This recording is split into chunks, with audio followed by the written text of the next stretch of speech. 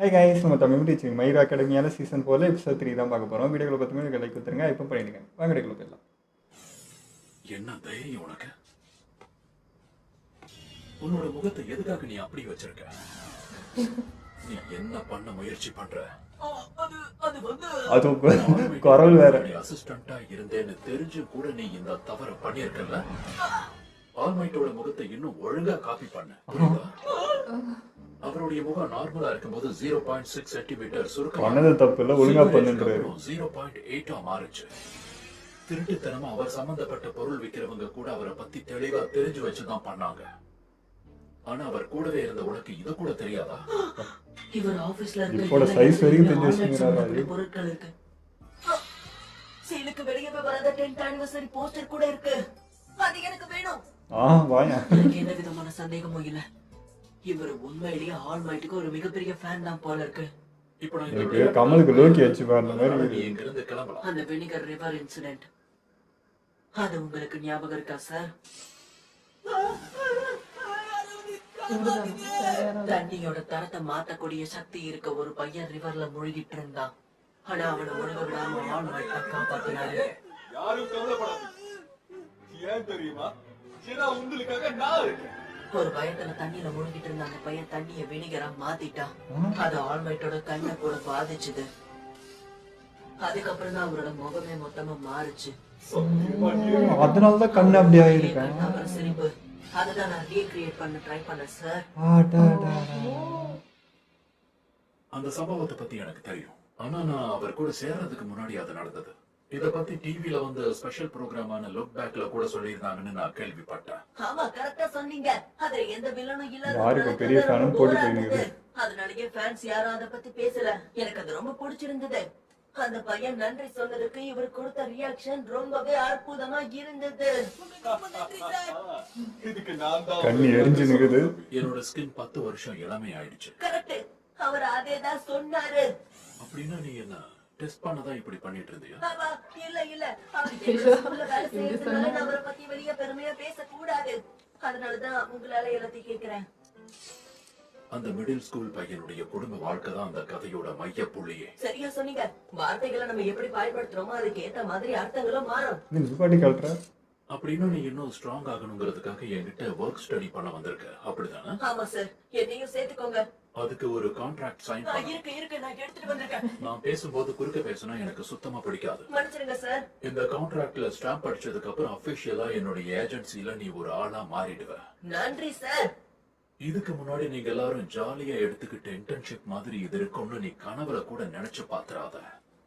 குறைஞ்சபட்சம் 1 மாசமாவது நீ இங்க இருக்கணும். அப்கோர்ஸ் பணம் கொடுப்போம். நீ இங்க இருக்கிறதால உன்னுடைய படிப்புல நீ கான்சென்ட்ரேட் பண்ண முடியாம போறதுக்கு வாய்ப்பு இருக்கு. அதனால நீ எக்ஸாம்ல ஃபெயில் கூட ஆகலாம். எனக்கு எல்லாம் நல்லா புரியுது. ஏடா ஓகேன்ற. எனக்கு மத்தவங்கள மாதிரி ஆகிறத விட நம்பர் 1 ஆகணும்னு ஆசை.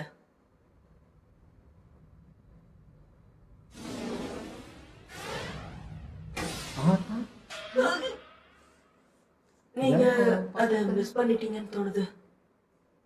ஏன்னா நான் இதை அப்ரூவ் பண்ண போறது கிடையாது. நீ இங்க வேலை செய்யறது எவ்வளவு முக்கியங்கிறது எனக்கு புரியும். ஆனா உன்னால என்னோட ஏஜென்சிக்கு என்ன நல்லது நடக்கும்? இந்த ஆபீஸ்ல ஏற்கனவே எனக்கு 2 அசிஸ்டன்ட்ஸ் இருக்காங்க. 10ஆவதுக்கு இங்க ஒரு ஒர்க் ஸ்டடி ஸ்டூடெண்ட்ஸையும் என் கூட வச்சிருக்கேன். இதை தாண்டி நான் உன்னை ஏன் சேர்த்துக்கிறேன்? உன்னால இந்த சமூகத்துக்கு என்ன நல்லது நடக்கும்? உன்னால மத்தவங்களுக்கு என்ன பிரயோஜனம்?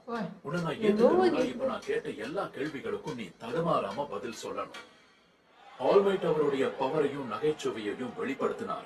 அவராலதான் பயந்திருந்த எல்லாரும் தைரியமா எழுந்தாங்க. அதுதான் அவர் மக்கள் மனசுல விதைச்ச நம்பிக்கை.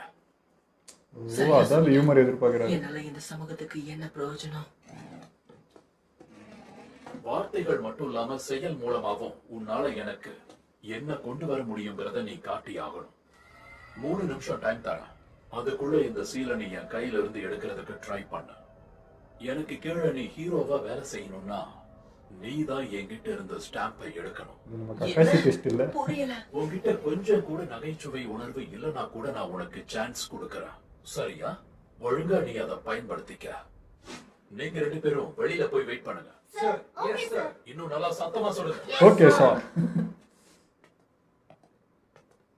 மெரியோ, உனக்கு சார் இந்த மாதிரி எல்லாம் டெஸ்ட் வச்சாரா? பர்டிகுலரா சார் என்கிட்ட கேட்டதுனால நான் அந்த மாதிரி எதையுமே பண்ணல. அப்ப நிஜமாவே அவருக்கு பிடிச்சதுனாலதான் நீ உள்ள வந்தியா? ஆமா. நிஜமா எனக்கு உன்னை பார்க்க ரொம்ப பொறாமையா இருக்கு. இது நிஜமா? இவனுக்கு மட்டும் ஏன் டெஸ்ட் வைக்கிறாரு?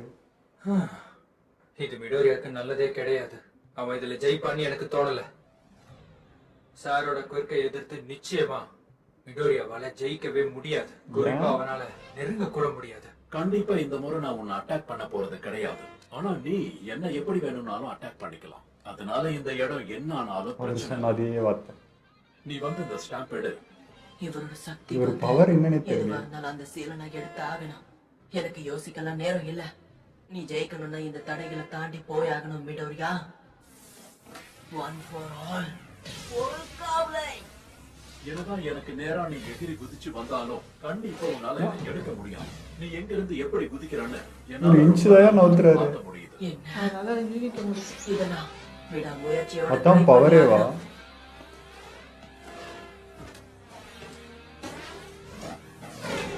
ஆட உன்னோட திறமை அவ்வளவுதானா? ஏன் டைம் டிராவல் ஆனா? இல்லையாவது நீ என்ன இம்ப்ரெஸ் பண்ணுவேன்னு தான் நான் எதிர்பார்த்தேன். ஆனா நீ என் நேரத்தை வீணடிச்சுட்டு இருக்க. அந்த பையன் அவர்கிட்ட என்ன பாடுபட்டுக்கிட்டு இருக்கானோ? யாருக்கு தெரியும்?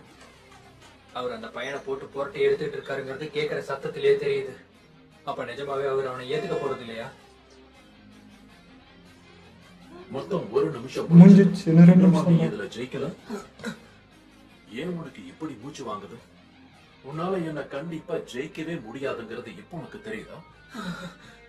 Sun Knight Eye, இவருடைய சக்தி ஸ்போர்ட் சைட். ஒருத்தரை தொட்ட அவங்களுடைய கண்களை பார்த்த பிறகு அடுத்த 1 மணி நேரத்துக்கு இவர் தொட்ட மனுஷன் என்ன நினைப்பாரு, என்ன முடிவெடுக்க போறாருன்னு ஓஹோ, அதனாலதான். இதை நான் யாருக்கிட்டயும் சொன்னதில்லை.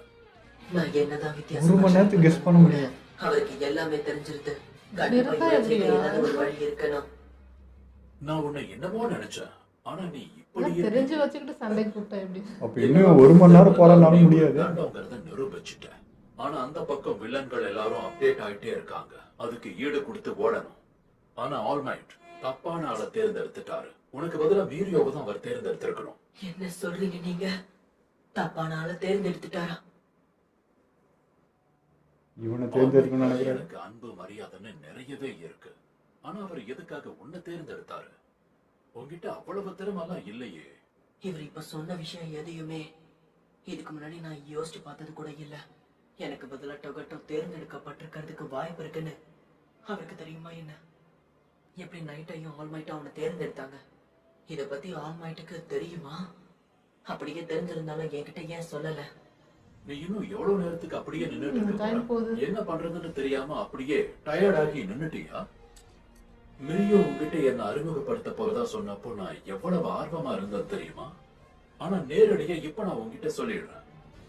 1 ஃபார் ஆல பெறதுக்கு ரொம்பவே ஒர்த்தான ஒரு ஆள் இப்ப என்கிட்ட இருக்கா. அதனால நிச்சயமா நான் உன்னை தேர்ந்தெடுக்க போறது கிடையாது. நான் இனி அவர் ஸ்டூடெண்ட் ஆனா நினைக்கிறாரு. பயங்கரமா இருக்க போகுது. அவரோட சக்தி அதை வச்சு எதிர்காலம் என்னங்கிறத அவரால் பார்க்க முடியும். ஆனா எவ்வளவு தூரத்துக்கு அவர் எதிர்காலத்தை பாப்பாருன்னு எனக்கு தெரியல. இதுல மட்டும் நான் தோத்துட்டேன்னா அவரோட வார்த்தைகள் உண்மையாயிடும். இந்த வேகம் மூலமா நீ கிராண்ட் டொரினோவையும் அவமானப்படுத்திட்ட. சொல்ற சும்மா இல்லாம சரியான வகையில் அதை பண்ணும்போது அடுத்து சரியா 1 மணி நேரத்துக்கு நீ என்னெல்லாம் பண்ணுவேன்னு என்னால தெள்ள தெளிவா பார்க்க முடியும். அடுத்து என்ன நடக்குங்கிறத நான் சொல்றேன். இன்னும் 2 நிமிஷம் கழிச்சு சீலும் இல்லாம கான்ட்ராக்டும் இல்லாம தரையில கிடப்ப பாரு. இவ்வளவு நேரமா நீ ரொம்ப டயர்டா இருந்திருக்க. ஆனா அதை எப்படி எதிர்கொள்ளணும்னு ஆல்மைட் உனக்கு சொல்லி கொடுத்திருந்திருப்பாரு. ஹீரோவா இருக்கிறவன் முடிவெடுக்கிறதுக்கு தயங்க கூடாது, முக்கியமா கஷ்டப்படக்கூடாது. இத புரிஞ்சுக்கிட்டவங்க கண்டிப்பா மனசுல ஏதோ ஒரு இதை எத்தனையோ முறை உனக்கும் சொல்லி ஆனா அது ஃபேர் இல்லல்ல, தெரிஞ்சு வச்சுட்டு பண்றது. இந்த முக்கியமான டெஸ்ட்ல ரொம்ப மோசமா தோக்க போறேன். எனக்கு நீ ப்ரூவ் பண்ணுவேன்னு சொல்லியிருந்தல்ல. ஆனா நான் உன்னை பார்க்க நான் எடுத்த முடிவு சரிதாங்கிற எண்ணம் மேலோங்கிக்கிட்டே போகுது. கண்டிப்பா என்னால முடியும். உன்னுடைய ஃப்ரெண்ட்ஸ் யாராவது அப்படி சொன்னாங்களா? இந்த உலகத்தோட தலை சிறந்த ஹீரோவே அதை சொல்லியிருக்காரு. ஏய் எத்தனை நேரம் இதை மன்னிச்சிருங்க. இந்த ரூமை பத்தி கவலைப்பட மாட்டேன்னு தானே சொன்னீங்க? நைட் ஐ முன்னாடி சொன்ன மாதிரி அடுத்து 1 மணி நேரத்துக்கு நீ என்ன பண்ணுத, என்ன முடிவெடுப்பன்னு எல்லாத்தையும் என்னால தெளிவா பார்க்க முடியும்.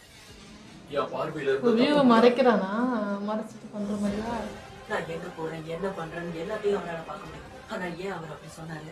நைட்டு எனக்கு கண்ணுக்கு அப்படி என்ன தெரியுது? ஒருவேளை எதிர்காலம் அவர் கண்ணுக்கு தெரியுதா, இல்ல நான் மட்டும் அவரோட கண்ணுக்கு தெரியலனா நான் யாருன்னு காட்ட வேண்டிய நேரம் இது. எல்லாத்தையும் நான் கீழே தள்ளி விட போறேன். இந்த கவனத்தினால அவர் கண்டிப்பா என்ன கவனிக்க மாட்டாரு. நான் விட்டு கொடுப்பேன் மட்டும் நினைக்காதீங்க. நான் யாருன்னு காட்டுறேன். உங்களுக்கு பிடிக்குதோ இல்லையோ ஆல்மைட் கடைசி எல்லாம் நான் தான். என் பார்வை இன்னும் தெளிவா தான் இருக்கு. இப்ப பாருங்க. ஐயோ, நான் இன்னும் முடிக்கல. டைம் முடிஞ்சது. இல்ல இன்னும் முடியல. 3 நிமிஷம் முடிஞ்சு போச்சு. என்ன? ஆல்மைட் உன்னதான் தேர்ந்தெடுத்திருக்காரா? கேட்கும் போதே சிரிப்பா இருக்கு. நீ ஒரு பிளான் மட்டும்தான் வச்சிருந்த, ஆனா அது ரொம்ப மோசமா தோத்து போச்சு. மொத்தமா நீ தோத்துட்ட. உண்மையை சொல்றேன், எனக்கு இப்ப டயர்டாவே இல்ல. அப்புறம் என்ன பிரச்சனை? ஆல்மைட்டோட இந்த 10th anniversary போஸ்டர் மேல என் கால் படக்கூடாதுன்னு நான் நினைச்சேன். அதனாலதான் நான் விலகி நின்னேன். கண்ட்ரோலா ஜம்ப் பண்ணிருக்கான். சொல்றேன், எந்த போஸ்டர் மேலேயும் கால் பண்ணல. சொல்லி கொடுத்த மாதிரியே அவன் வேகமா நகர்ந்திருக்கான். ஆ, அப்பவும் ஒரு போட்டோ மேல கூட அவன் காலடி தடம் பதியல. அப்ப எவ்வளவு கவனமா ஜம்ப் பண்ணிருக்கான் இவ்வளவு நேரம். நான் என்னதான் பேசி பேசி அவன் மனசை மாத்தினாலும் கூட எங்க கால் வைக்கணும்னு அவன் மனசுல இருந்தப்பதான் அவன் என்ன தோக்கடிக்க முயற்சி பண்ணியிருக்கான். சார் நீங்க சொன்ன டைம் இப்போ இப்ப முடிஞ்சிருச்சு. நாங்க வரலாமா சார்? எனக்கு கடைசியா ஒரு பெரிய சத்தம் கேட்டுச்சு சார். Stop பண்ணிட்டானா? நான் இவனை சேர்த்துக்கிறேன் மிரியோ. அதான் வேற லெவல். என்ன? இல்ல எனக்கு புரியல. நீங்க என்ன பண்ண சொல்ல எதையும் நான் சரியா பண்ணலையே. சீல் எடுத்து உன்னுடைய கான்ட்ராக்ட்ல பஞ்ச் பண்ணிக்கன்னு சொன்னனே தவிர நீ தோத்தா உன்னை ரிஜெக்ட் பண்ணுவேன்னு சொல்லவே இல்லையே. ஆமா, ஆனா கங்க்ராச்சுலேஷன்ஸ், நீ ஜெயிச்சிட்ட மிடோரியா. சார், தானா ஜெயிச்சிட்டடா. உங்களை அவன் சிரிக்க வச்சுட்டான் தானே? நீ வரன்னு தெரிஞ்ச உடனே நான் உன்னை எடுத்துக்கணும்னு முடிவு பண்ணிட்டேன். உனக்கு நிறையவே திறமை இருக்குன்னு எனக்கு ரொம்ப நல்லாவே தெரியும். இருந்தாலும் அதை நான் என் கண் எதிரில பார்க்க ஆசைப்பட்டேன். இப்போதைக்கு சிம்பிள் ஆஃப் பீஸ் இல்ல. அதே மாதிரி மக்கள் எல்லாரும் ஒரு பிரகாசமான ஒளியை தான் தேடிட்டு இருக்காங்க. இங்க நீ ப்ரொஃபஷனல்ஸ் கூட சேர்ந்து வேலை பார்ப்ப. கூடிய சீக்கிரமே ஆல்மைட்டுடைய பதவிக்கு தகுதியான ஆள் நீ கிடையாதுன்னு நிரூபிப்ப. ஒன் ஃபார் ஆலோட உரிமையாளர் மனசு வச்சாதான் அதை இன்னொருத்தர்கிட்ட கொடுக்க முடியும். என்ன தோக்கடிக்கிறதுக்காக தான் அவர் இப்படி பேசிக்கிட்டு இருக்காரு. ஆல்மைட் அவரா தேர்ந்தெடுத்தது என்னதான். ஆனா சார் நைட்டை அதை ஏத்துக்கல. Yes. எனக்கு அதுக்கு இவன் தான் வேணும். அவர் தேர்ந்தெடுக்கணும்னு அவர் ஆசைப்பட்டாரு. எதுக்கு மேல இந்த ரிலேஷன்ஷிப் எப்படி போக போகுதுன்னு தெரியல. கடுமையா இருந்தாலும் தான் போகும். நான் உங்க அசிஸ்டண்டா சேர்ந்ததுல சந்தோஷம். வர்க் ஸ்டடி பண்றதுக்கு உனக்கு இடம் கிடைச்சிருச்சா? கங்க்ராச்சுலேஷன்ஸ் டேக்கு. சூப்பர் விஷயம் இது. Congratulations Midoriya. ரொம்ப நன்றி காய்ஸ். இப்ப நீ தான் எங்க எல்லாருக்குமே ஒரு உதாரணம். உண்மையை சொல்றேன்னா உன்னை நினைச்சா எனக்கு ரொம்ப பெருமையா இருக்கு மிடோரியா. ஆமா மிஸ்டர் நைட் ஏஜென்சில நீ வேலை பார்க்கறன்னா அது ரொம்பவே பெரிய விஷயம். அதுக்கு டொகட்டா தான் காரணம்னு கேள்விப்பட்டேன். கேட்கவே சந்தோஷமா அவன் எங்க இருக்கு. காட்டவே மாட்டேன்றாங்க. எனக்கும் புரியுது. One for இங்கதாங்கிறீங்களா? விடுறதுக்காக தான் அவர் அப்படி பண்ணிருக்காருன்னு இவங்க கிட்ட நான் எப்படி சொல்றது? நமக்குள்ள இருக்க இடைவெளி நாளாக பெருசாகிட்டே போகுது. சீக்கிரமா நம்ம அதை எப்படியாவது அடைச்சாகணும். நான் எங்க போய் வேலை பார்க்க போறேன்னு தெரியலையே. எங்க போனாலும் பரவாயில்ல, கவர்மெண்ட்ஸோட ஏஜென்சிக்கு மட்டும் போகவே கூடாது. எனக்கும் அதேதான் தோணுது. எனக்கு தெரிஞ்சவங்களாம் ரொம்ப ஆசை.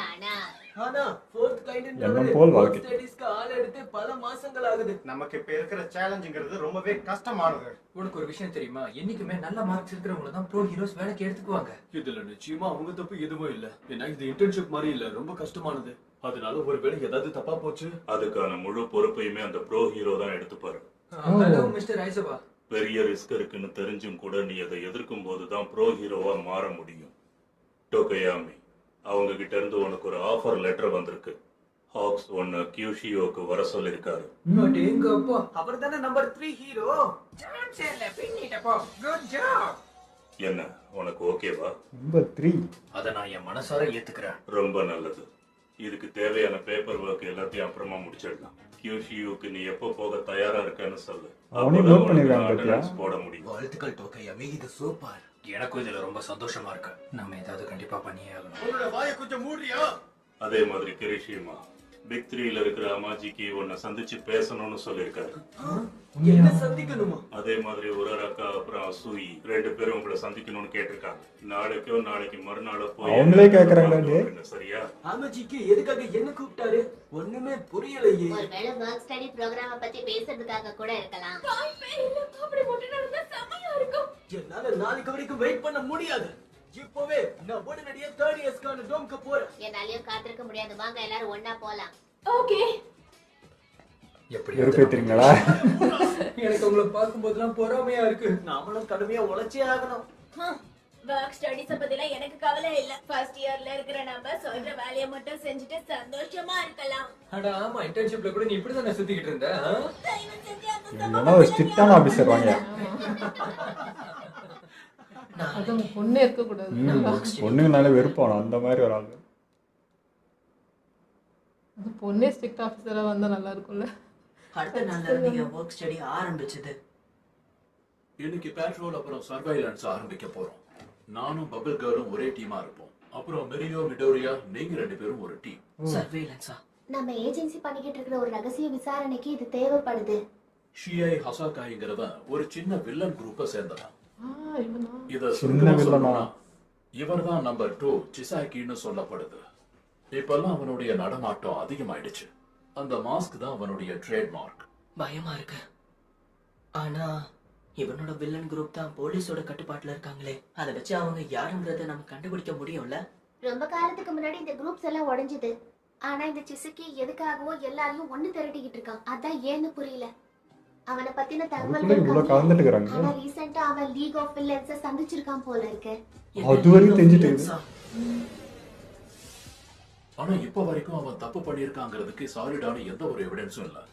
அதனாலேயே ஹசாகாய் கிரே கலர்ல இருக்கான். இந்த காரணத்துக்காக அவனை நம்ம தண்டிக்கவே முடியாது. அவனை ஃபாலோ பண்ணி அவன் என்ன பண்ணிட்டு இருக்கான்னு வேணா நம்ம கண்டுபிடிக்கலாம். உங்க மேல அவனுக்கு சந்தேகம் வராம பாத்துக்கங்க. கண்டிப்பா சார். சட்டப்படி நடவடிக்கைன்னா அவன் தப்பு பண்ணணும்.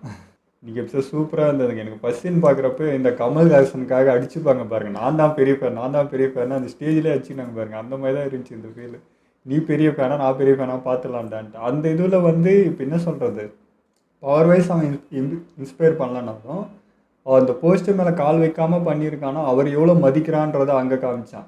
ஸோ அவரும் அதே இதில் தானே இருக்கார். ஸோ அதனாலேயே அவன் வந்து என்ன சொல்கிறது ஒரு பாயிண்ட் எடுத்துகிட்ட மாதிரி இருந்துச்சு. பரவாயில்லையே பையனுக்கு அவர் மேலே இவ்வளோ மரியாதை இருக்குது, இது எனக்கு வந்து பிடிச்சிருக்குடா அப்படின்னு சொல்லி செலக்ட் பண்ண மாதிரி. ஆனால் செலக்ட் பண்ணதுலேயே ஒரு வில்லத்தனம் இருக்குது. உன்னை நிற்க வச்சு நீ வந்து இது கரெக்ட் இல்லைன்னு ப்ரூவ் பண்ணுறதுக்காக தான் உன்னை செலக்ட் பண்ணியிருக்கேன் அப்படின்றாரு. அவரோட ஸ்டூடெண்ட் தான் இங்கே பெஸ்ட்டுன்றது அவர் மைண்டில் இருக்குது.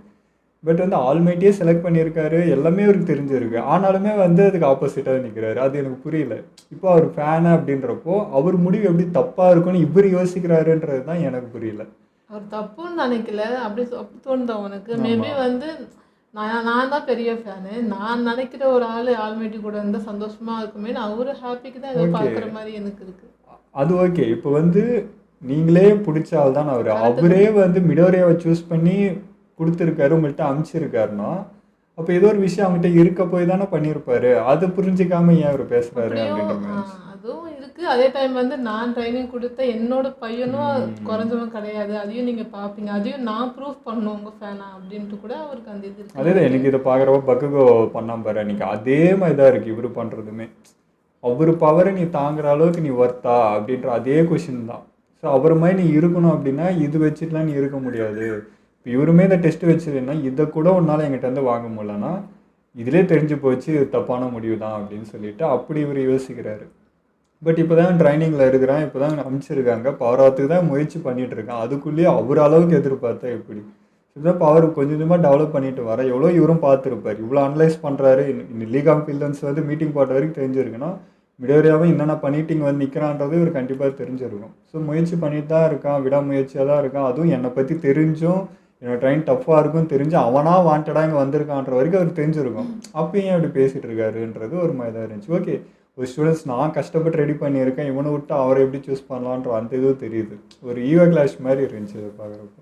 ஆனால் எனக்கு அதில் ஒரு விஷயம் வந்து நீங்கள் வந்து ஆல்வைட்டி மாதிரி சிரிக்க மாட்டேன், ஜோக் பண்ண மாட்டேன், சிரிக்க மாட்டேன்னு இல்லை, ஜோக் பண்ண மாட்டேன், காமெடி பண்ண மாட்டேன்னு சொன்னது எனக்கு ஒரு மாதிரி இருந்துச்சு. ஏன்னா அது அவர் ஃபேனாக இருக்கிறதுனால அவர் மாதிரி எல்லாத்தையும் பின்பற்றணும், அவர்கிட்ட இருக்கிற விஷயமே நம்மக்கிட்ட இருக்கணும்னு நினைக்கிறது வந்து எனக்கு ஒரு மாதிரி தான் இருந்துச்சு. ஏன்னா ஒவ்வொரு ஹீரோ ஒவ்வொரு வேலை ஒரு ஒரு மாதிரி தனித்துவமாக இருப்பாங்க.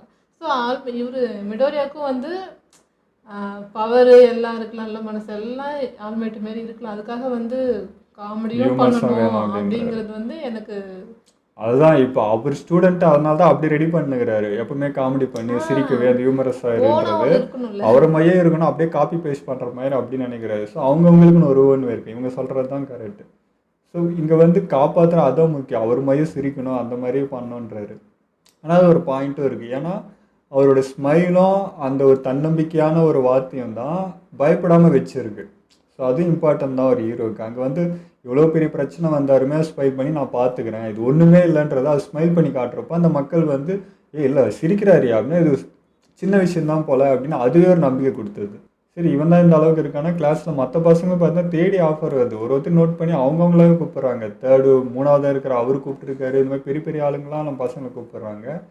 பட் அங்கே எனக்கு டொரோக்கியும் லம்மாலையும் பார்க்கறது தான் ஒரு மாதிரி இருந்துச்சு. அவங்க 2 பேரும் எங்கே இருக்க வேண்டியவங்க, அது ஃபெயிலாகி நிற்கிறதுனால அவங்க ஒரு மாதிரி இருந்துச்சு. ஃபஸ்ட்டு அவங்களாம் சூஸ் பண்ணியிருப்பாங்க இது நடக்கலைன்னா, பட் அவங்க லாஸ்ட்டோடு நிற்கிறது வந்து ஓகே இதுவும் ஒரு அனுபவம் தானே, அப்போ தான் அவங்களுக்கு பொறுமை வரும்ன்ட்டு. இவன் என்ன சொல்கிறது, இவன் கற்றுக்கிட்டான் டொரோக்கி, அது ஓகே. பட் நம்ம பையனும் கொஞ்சம் கற்றுக்கணும், இது வந்து அவனை இன்னும் கொஞ்சம் நிதானமாக்குன்ற மாதிரி இருந்துச்சு. நல்லதுக்கு தான் தோணுச்சு. ஓகே இதெல்லாம் வீடியோ முடிச்சுப்போம். மறக்காம ஷேர் பண்ணுங்கள், மறக்காமல் சப்ஸ்கிரைப் பண்ணிக்கோங்க.